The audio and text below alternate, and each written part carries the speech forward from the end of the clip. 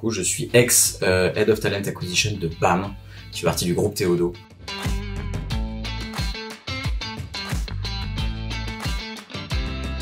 Hello Louis. Hello. Ravi de t'avoir sur le podcast Clara, cas d'entreprise. Je te laisse peut-être te présenter. Ouais, écoute, moi c'est Louis Lemoel, du coup je suis ex-Head of Talent Acquisition de BAM, qui fait partie du groupe Théodo. Voilà. Génial. Aujourd'hui, on va adresser le sujet du lean. Ouais, alors déjà, pour ceux qui connaissent dans l'audience, tant mieux.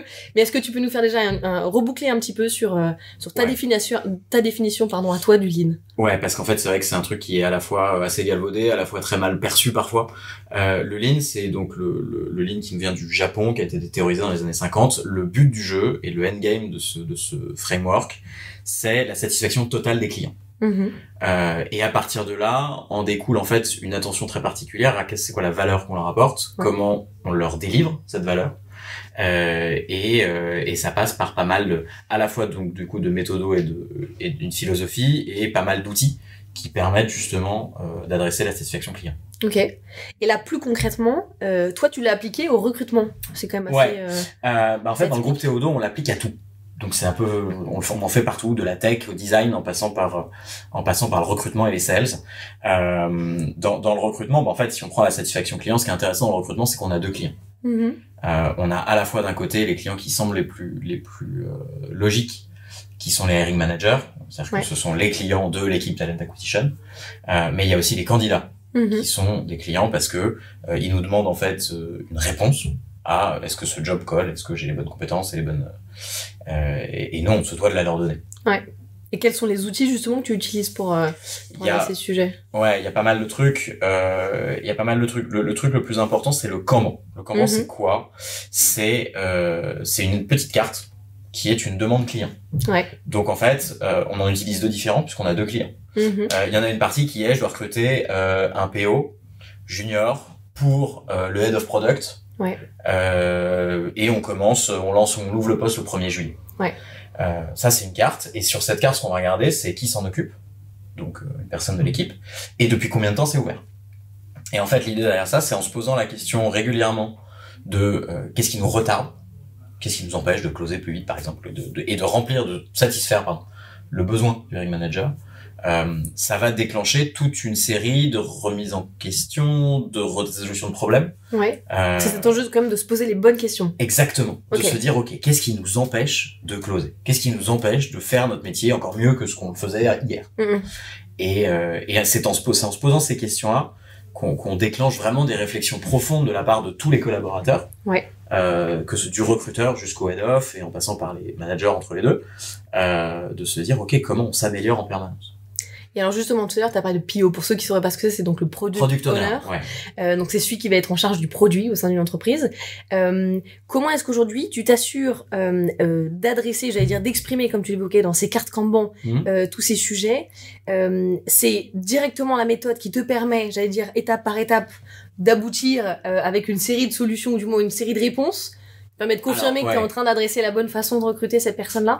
Non, pas vraiment. En fait, déjà le besoin, c'est le point de départ, et c'est la chose qui rend visuel ce qu'on est en train de faire. Ouais. On est en retard sur le recrutement du product owner. Ou inversement, si on prend le client inverse, on a des cartes Kanban aussi pour tel candidat, Jean-Michel, qui a postulé il y a 10 jours pour le job de product owner, justement. Et on se dit qu'on doit lui donner une réponse en 15 jours. Qu'elle soit positive, cool, on te fait une offre, négative, en fait, ça colle pas. Okay.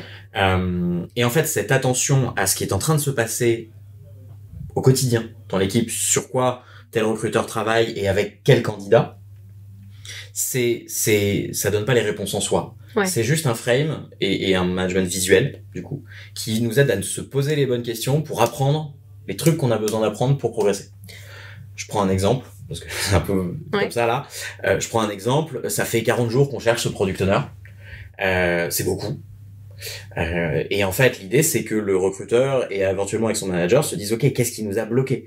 Est-ce que en fait, on a vu énormément de candidats et ils vont au bout et ils se font KO au dernier moment. Pourquoi on n'arrive pas à craquer le truc, quoi. Ouais. Parce que en fait, il y a toujours un truc qui va pas pour le hiring manager.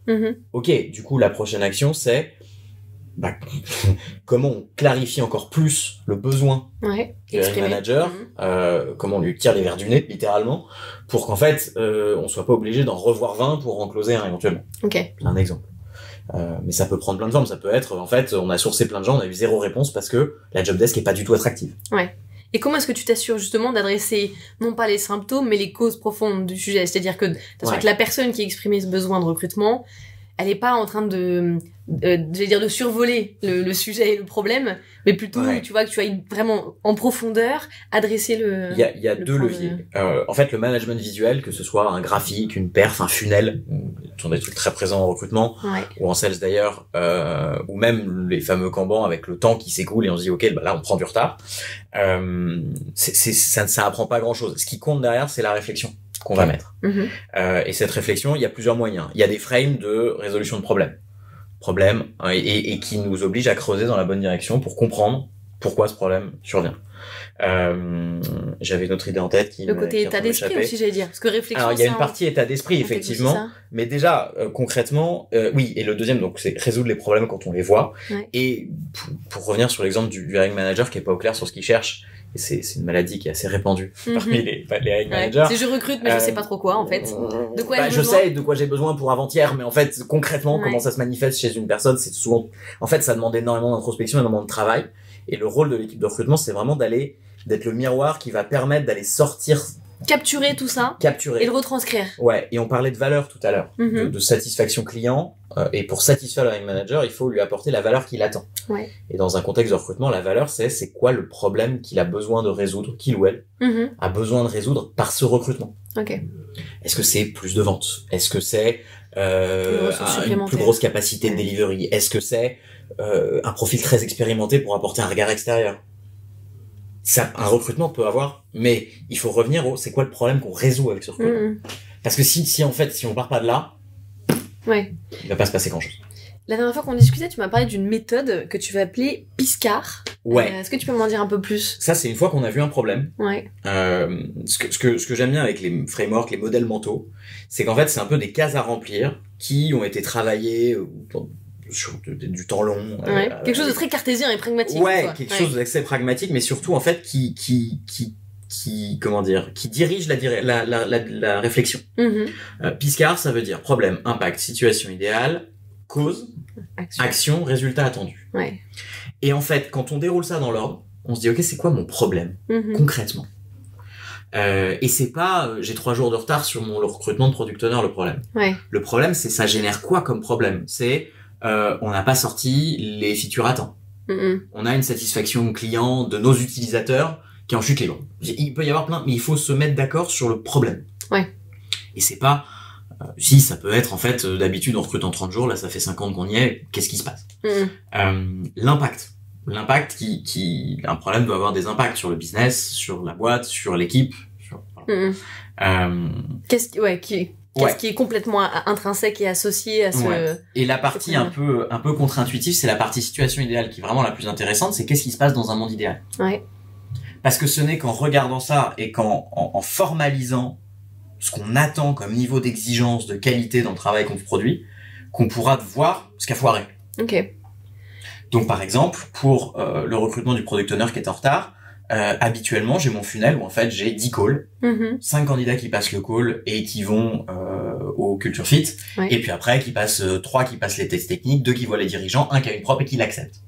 Bon, et là, si on revient sur l'exemple de tout à l'heure, potentiellement, en fait, on en a vu beaucoup plus, et il y a eu il y a eu 5 candidats qui ont vu les dirigeants, et il y en a 0 qui a obtenu qui a eu une offre. Et là, on commence à pouvoir aller voir les causes. Les causes, c'est au cas par cas. Qu'est-ce qui fait que un tel a pas eu les 5, on peut éplucher les 5 cas. Et c'est là où on va vraiment, c'est en allant dans l'individualité de chacun des candidats qu'on va vraiment avoir du pétrole de connaissances et d'apprentissage. Donc vraiment cette approche ligne, ça te permet on continue, au-delà de rythmer aussi tes process de recrutement, de confirmer que tu es dans la bonne dynamique et que étape après étape tu mets les bonnes briques pour que les bases soient un peu costauds et que tu te sois donné complètement toutes les chances de réussir ces recrutements. Mais j'irais même plus loin que ça. En fait, c'est un système qui, de par son focus sur la satisfaction client et la résolution des problèmes qu'on rencontre et qui nous empêche de délivrer la valeur qu'on veut et que le client attend surtout, de fait, on développe les gens. Puisqu'on met les gens dans des conditions où ils vont apprendre des trucs tous les jours. Parce que tous les jours, il y a un petit retard sur un truc. Tous les jours, il y a un candidat qui sort du process. Quelque chose à améliorer, ouais. Tous les jours, on trouve des trucs où on se dit, et on termine chacun de nos journées en disant, je suis un peu moins idiot que la veille. C'est une caricature, mais il y a ce côté amélioration, on a craqué un truc. Et à titre personnel, moi, j'ai souvenir de résolution de problèmes où on sort de là. On a passé 1 heure avec un de mes recruteurs. On a vraiment décortiqué ce qui s'est passé sur cette personne-là en particulier qui a fait que on était sûr qu'elle irait au bout. Et en fait, non. Ouais. Et on sort de la salle, on y a passé un peu 1 heure, on a bien vidé nos cerveaux, mais c'est super satisfaisant, en fait. Donc, il y a aussi le côté, en appliquant le Lean, tu apprends à te connaître toi, et donc tu montes toi-même aussi en puissance sur, j'allais dire, ton poste et ton métier. Ouais. C'est vraiment l'optique que tu essaies aussi d'instiller dans toi, tes équipes? Bien sûr. Bien sûr, c'est un truc, c'est pas un truc qu'on peut faire en top-down de toute façon. Ok. C'est une pratique. C'est un peu comme quand on veut jouer au tennis. Si on veut être un peu sérieux pour jouer au tennis, si on joue pas tous les jours 4 heures par jour, en fait, il va rien se passer. Ouais. Là, c'est pareil. Et si c'est notre coach qui nous oblige à jouer au tennis, mais qu'en fait, on n'a pas vraiment envie de le faire, on sera jamais vraiment très bon. Ouais.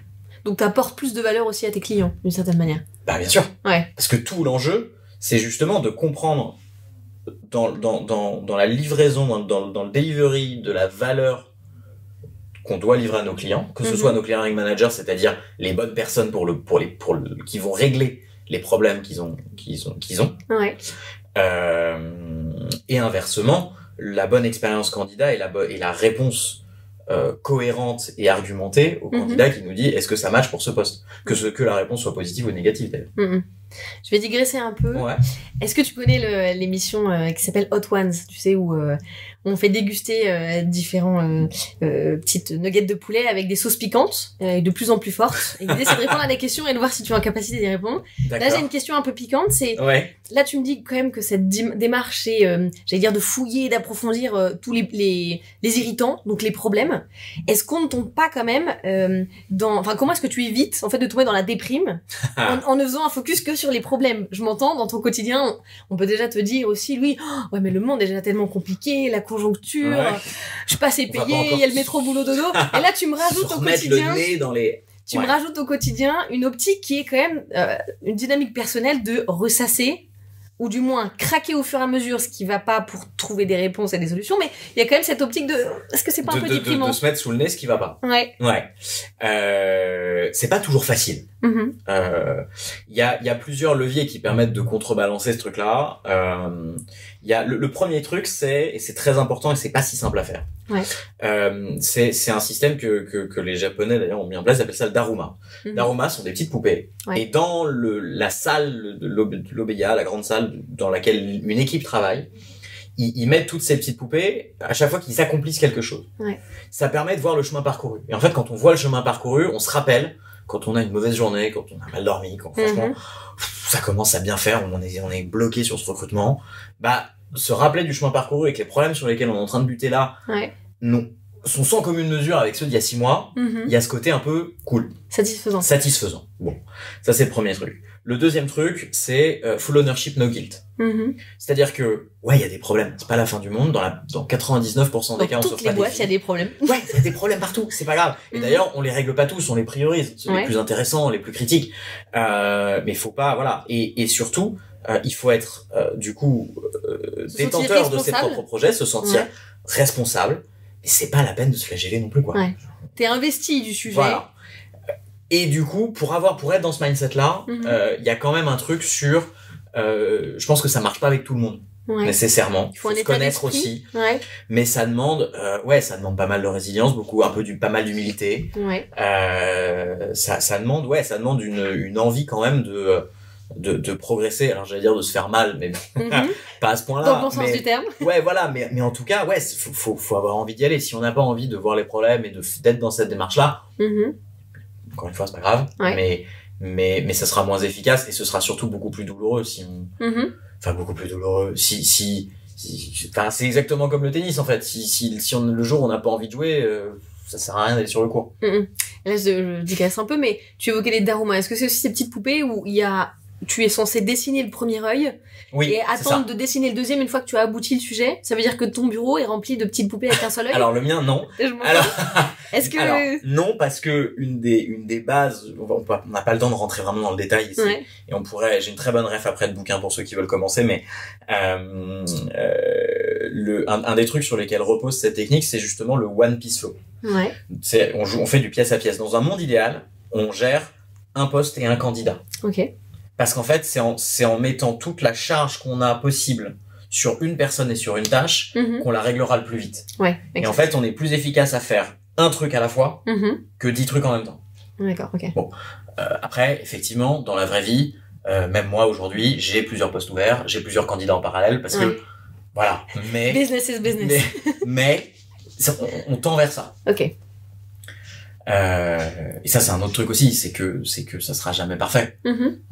Mais l'idée, c'est d'être dans cette dynamique de tendre vers, on améliore, construction continue. On regarde les problèmes et on construit et on se casse les dents sur des trucs plus compliqués au fur et à mesure. Mais c'est comme ça qu'on grandit. Ok. Et à ton avis, l'importance de toi impliquer tes équipes dans cette dynamique de co-construction, que ce soit pas que Louis qui ait décidé et décrété qu'on allait faire comme ça. Alors... Comment est-ce que tu les investis aussi de cette mission et de ce rôle? En fait, c'est pas moi qui fais les résolutions de problèmes. C'est pas moi qui... tu les invites à être eux-mêmes porteurs des sujets. Exactement. En tant que manager, moi, je suis là. En ce moment, je suis dans une période de passation. Donc, mais je fais énormément de go and see, en fait. C'est-à-dire que ils font les résolutions de problèmes et moi, je leur apporte un œil extérieur, plus expérimenté, pour être sûr. Encore une fois, mon focus, c'est qu'est-ce qu'ils ont appris. La question numéro 1, c'est quand on montre une résolution de problème, un truc, c'est ok, qu'est-ce que t'en as appris? Je te demande même pas les actions que t'as mises en place, les résultats attendus, ce qu'il en retient, le to-do notion, le point de contrôle notion que t'as modifié. Enfin, je m'en fous pas, mais parce que faut que ce soit transmis et pérenne. Mais la vérité, c'est qu'est-ce que toi, en tant qu'individu, t'as appris. Ok. En quoi t'es meilleur? Et comment est-ce que tu fais en sorte que collectivement vous soyez meilleurs? C'est-à-dire, si les apprentissages sont individuels, toi tu vas, j'allais dire, faciliter cet apprentissage et les faire tendre vers j'apprends à améliorer mes façons de fonctionner. Est-ce que vous avez des rituels, vous, chez Théo, qui vous permettent justement de partager ça et d'éviter à d'autres... Partage, ça commence par le daily. Daily stand-up tous les matins, 15 minutes, où en fait... régulièrement, t'as quelqu'un qui dit j'ai fait mon bac rouge parce que de mon candidat que le hiring manager n'a pas fait passer, à qui on n'a pas fait de propre. Voilà ce que j'ai appris. Clac, clac, clac. Ah ouais, cool, ça m'intéresse parce que moi j'ai un candidat à risque. On s'en parle après. Un côté post-mortem. Cool. Ça n'a pas marché, j'ai compris pourquoi ça n'avait pas marché et voici ce que j'ai mis en place pour adresser. Et voilà, moi, comment je l'ai fait et comment je le partage. On a des moments de partage aussi en équipe. Où, ce qu'on appelle des dojos. On a des dojos toutes les semaines, dojo résolution de problèmes, où une personne de l'équipe vient avec une résolution de problème qu'il ou elle a fait depuis, pendant les 7 derniers jours, et on la challenge tous ensemble. Et à la fois... c'est un format que vous avez imaginé, Le dojo, c'est un moment pour répéter un geste. Donc, ça peut être le geste de la résolution de problème, où on déroule le framework dont on parlait tout à l'heure. Il y a des dojos call, où, en fait, on fait des simus pour le call de qualif. Et tu répètes toujours le même geste pour... en fait, le masteriser. C'est comme ça que tu deviens très très bon à quelque chose, c'est en le répétant. Et si on devait imaginer que notre audience reparte avec un petit crunch, j'allais dire, de cet épisode et quelque chose de concret à appliquer, que tu sois dans une très petite structure, une intermédiaire ou une plus grosse, est-ce que déjà le lean s'applique à tout type de structure? Le lean... oui. Alors, moi, je suis convaincu que oui. Après, ça s'adapte et puis il faut faire le truc. En fait, le truc, c'est qu'il faut pas le forcer. Il faut faire le truc qui aide. Parce que si ça aide pas, ça soutienne. Ça sert à rien de le faire. Faut soutenir les Et il faut que ça vous aide au quotidien. À vous développer, à apprendre des trucs, à régler des problèmes. Si ça sert pas ou si c'est contre, tant pis. C'est pas la seule méthode de réussir. Faut pas être trop dogmatique. Ensuite, il y a deux conseils. Moi, le premier conseil que je donnerais, c'est lire un livre. Non, mais il y a un bouquin qui s'appelle Learning to Scale, de Régis Medina, qu'on trouve très facilement sur Amazon, qui est chambé parce que c'est vraiment, on le lit et c'est un step by step de comment commencer cette pratique. Et ce sera beaucoup plus efficace que moi à l'oral maintenant. Mais si pas de bouquin, sans bouquin, le premier truc à faire, c'est marrant parce que c'est pas le conseil que je donnais avant, c'est de réfléchir à la valeur. C'est de se poser en disant je suis recruteur, je suis dev, je suis DRH, je suis n'importe quel poste et qui sont mes clients et qu'est-ce qu'ils attendent comme valeur de ma part. Et valeur, c'est pas si on prend l'exemple de DRH, on en parlait la dernière fois quand on préparait cet épisode. C'est qui mes clients? C'est qui tes clients? En fait, tes clients, a priori, sont les dirigeants. En tout cas, c'est ce qu'on se disait.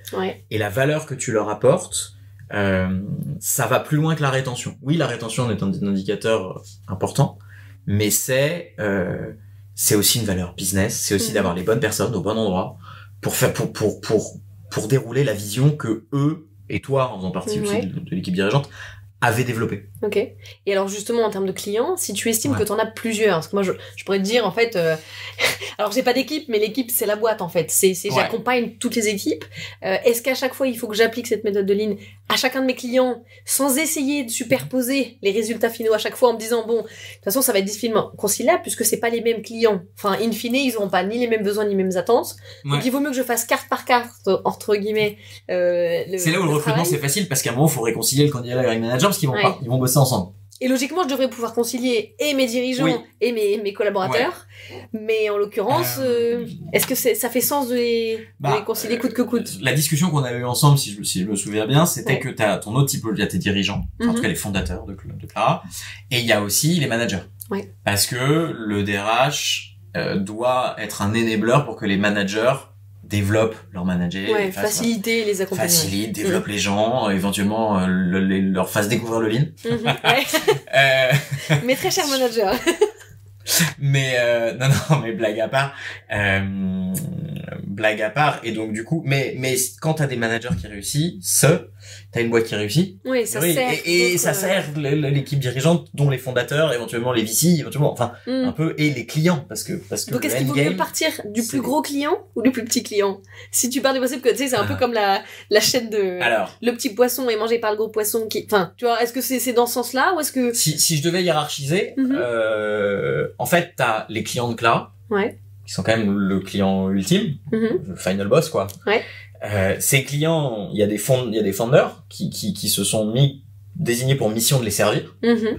Et pour les servir, ils ont créé une vision, ils ont embauché des managers, notamment une équipe dirigeante d'abord, puis des managers. Et c'est vrai que le rôle de DRH, il est complexe parce que il est extrêmement complexe parce que il joue sur toute cette chaîne de valeur. Mais toi, ton endgame, c'est qui les clients de Clara? Et c'est quoi la mission que Clara porte auprès de ses clients et éventuellement même des collaborateurs de vos clients. Si vraiment on tire la pelote. Et pour aller au bout du bout, si on pouvait proposer à notre audience de repartir avec quelques outils ou quelques trucs encore plus concrets, tu évoquais ce livre. Franchement le bouquin, le Kanban, c'est assez facile.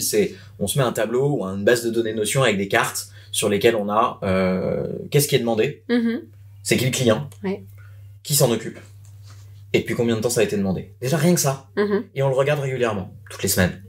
Le Kanban, enfin les cartes Kanban des postes ouverts par exemple, nous on les regarde toutes les semaines en équipe en disant ok, sur lesquels on est en retard, sur lesquels ça passe bien, qui on a closé, etc. Et ça permet de faire rappel quand même. C'est de faire rappel, c'est de créer des discussions. Tout le but du jeu et du management visuel et même du Lean et de résolution de problèmes, c'est de créer des discussions autour de c'est quoi les problèmes, c'est quoi ce qu'on fait, c'est quoi les trucs qu'on a appris. En fait, t'es en train de créer une sous-culture, quoi. C'est pas une sous-culture, c'est une culture. La culture Théodo, c'est cool. La culture Théodo, c'est le Lean. Il y a pas de dichotomie, en fait. Elle alimente, en fait, et elle nourrit la culture plus globale de Théodo. Parce qu'il n'y a pas que du recrutement chez Théodo. Ah non, mais je parle du Lean, Lean appliqué à toutes les échelles. La culture Théodo, c'est le Lean et vice-versa. Enfin... Elles s'alimentent l'une l'autre. On va dire ça comme ça. Voilà. Donc l'idée, c'est quand même d'aboutir à une culture, à un état d'esprit qui va porter toutes ces réflexions. Et vous permettre d'aller un état d'esprit craquer, j'allais dire, de satisfaire la satisfaction totale du client et par où ça passe et du coup la résolution de problème. On continue. Et toi aujourd'hui Louis, en tant que client de ce podcast, est-ce que tu es satisfait? Est-ce que je suis client de ce podcast? Je suis à la fois écoute, moi en tout cas je suis très satisfait de la discussion qu'on a eue. J'espère que ça créera des vocations, c'est peut-être un petit peu prétentieux, mais en tout cas que ça va générer des questionnements. Et je suis vraiment dispo pour en discuter. Si vous avez besoin d'un expert, n'hésitez pas à solliciter Louis. Voilà. Parce que pour ceux qui voudraient approfondir, avec grand plaisir. De toute façon, c'est vraiment un truc qui doit se vivre et se discuter. Tout à fait. Et pour la petite histoire, on On s'est rencontré avec Louis sur une des formations justement que Louis nous partageait. En fait, on était via un organisme de formation qui met justement en lien des professionnels qui sont donc des experts de leur sujet, donc en l'occurrence Louis sur le lean recrutement, et qui nous partageait ses best practices, tous tes tips. On s'est posé sur nos différents cas pratiques. On était une dizaine dans la salle à suivre la formation, et c'est de fil en aiguille, voilà, on est devenus assez raccord, et ces échanges ont été très fructueux. Donc merci encore Louis pour ta disponibilité aujourd'hui. Merci de m'avoir accueilli. Avec joie, et puis n'hésitez pas à contacter Louis pour la suite des discussions et de l'échange pour les références. Comme disent les jeunes. Merci Louis, à bientôt. Merci à toi, salut.